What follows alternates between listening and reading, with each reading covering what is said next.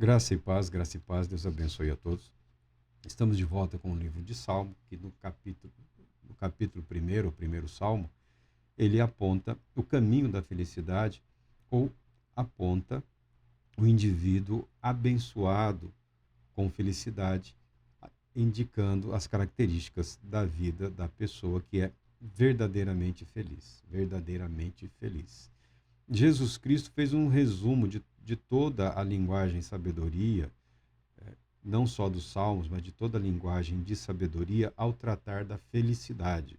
Está no Sermão do Monte, no sermão, alguns falam Sermão da Montanha, né? Jesus fala bem-aventurados ou verdadeiramente felizes ou abençoados com felicidade são estas e estas pessoas. Lendo a Bíblia e relendo o sermão de Jesus, você perceberá que Jesus fez como que uma compilação, ele condensou uma série de verdades escriturísticas e expressou para as pessoas através não só do discurso ou do sermão, mas através da vida e do modo de viver. A linguagem de sabedoria, a linguagem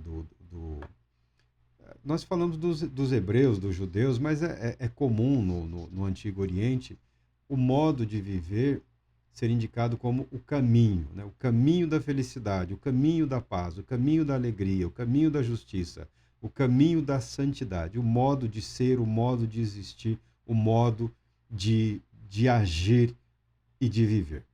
Bem-aventurado o homem que não anda no conselho dos ímpios. Primeira coisa é uma necessária separação. Separação não é isolamento. Separação não é isolamento.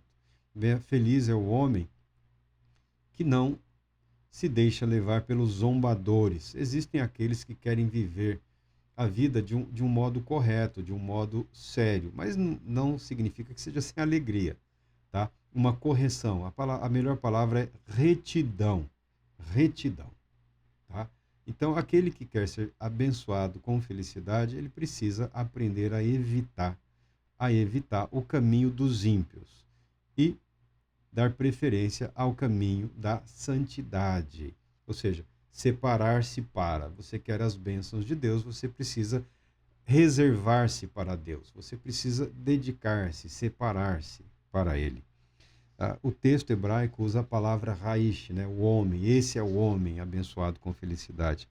Ele não anda no conselho dos ímpios, ele não se detém no caminho dos pecadores, ou seja, o pecador segue o caminho do pecado. Nós já comentamos alguma coisa sobre isso, né? Por exemplo, o pecado, quando domina o indivíduo acaba sendo conhecido pelo pecado que ele pratica, né? O blasfemo, o blasfemador, a pessoa que mente, o mentiroso, o dependente químico, viciado, drogado, né? O que abusa do álcool, o alcoólatra, o fumante.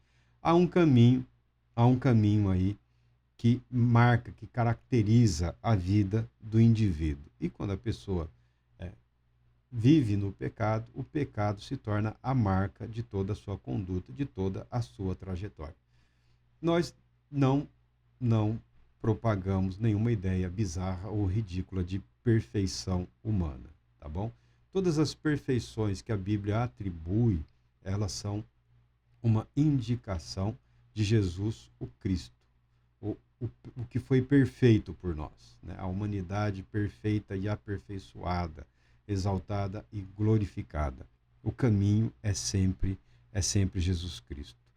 Este homem não se assenta na roda dos escarnecedores. Se fosse, nem todo ímpio é um escarnecedor.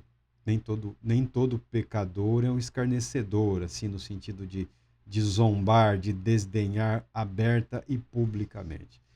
Para uma pessoa religiosa, nos dias de hoje, o nível de afronta à fé parece ser muito elevado, parece ser muito intenso. Algumas pessoas ficam magoadas ou ressentidas. Eu entendo que o que se pode fazer é refletir sobre a validade ou não do comentário, do escárnio ou do deboche, porque às vezes os religiosos somos muito caricatos, né? Muito abertamente caricatos. Uma série de procedimentos religiosos, eles têm uma certa formalidade, uma certa rigidez, um certo nível de repetição. Isso permite a criação de desenvolvimento de caricaturas, não é porque a pessoa fez uma piada, uma brincadeira, que ele se coloque na condição de um escarnecedor. O escarnecedor é aquele que peca abertamente contra Deus, desdenhando de Deus, chegando a dizer que Deus não se importa, que Deus não fará justiça coisíssima nenhuma, ele vive como ele bem entender, e bem ou mal acontecem a todos, não há Deus que seja justo, santo, poderoso, ou que vá julgar os céus e a terra. Esse é o escarnecedor, o que zomba da verdade, o que zomba da verdade, tá?